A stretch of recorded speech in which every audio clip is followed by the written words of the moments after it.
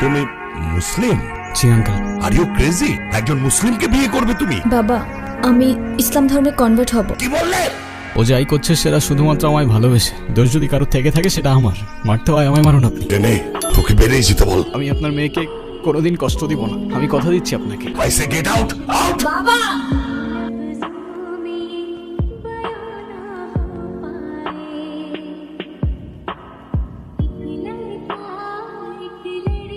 আসসালামু আলাইকুম।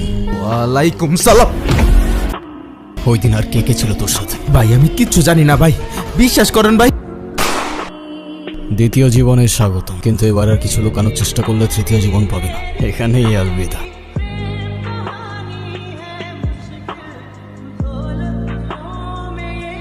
বন্ধু তুই আসছস, এতদিন পর আসছস, আমাকে একটা ফোন দিবি না? নতুন সিমে তোর নাম্বারটা ছিল না। তুই বাসা কিভাবে থাকবি? আমার বাসা চল।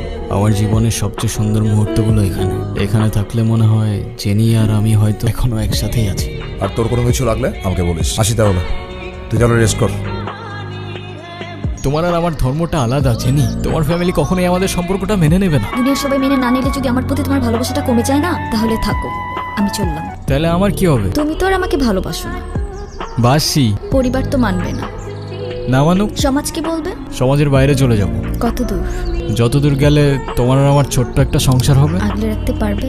সারা জীবন।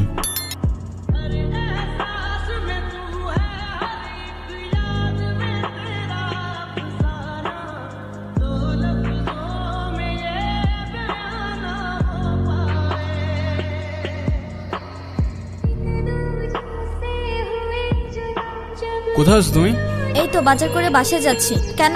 আগে বলো, গুড নিউজ শুনবা না ব্যাড নিউজ? ব্যাড নিউজটাই আগে শুনি। ব্যাড নিউজটা হচ্ছে তোমার এখন থেকে মাঝে মধ্যেই বাজার করতে হইতে পারে। কারণ গুড নিউজটা হচ্ছে নতুন চাকরিতে তোমার হাজবেন্ডের কাজের অনেক চাপ থাকবে এখন থেকে। কংগ্রাচুলেশন। যত রেটি হোক না কেন, বাজার কিন্তু আপনাকেই করতে হবে। কেন, কি হয়েছে? আরে ধুর, আমি একদমই দামাদামি করতে পারি না। আজকেও 150 টাকা ঠকে আসছি। আপনারা কারা আর বাসার ভিতরে কিভাবে ঢুকেছেন? হ্যালো,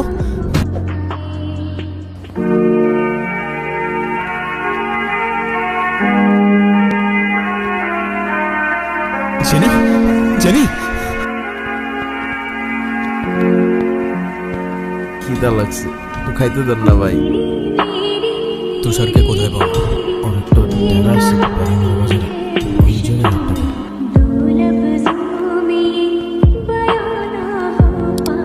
কে রে তুই? কেন করলেন এসব? আমি আপনাকে চিনি না, আমি কিছু জানি না।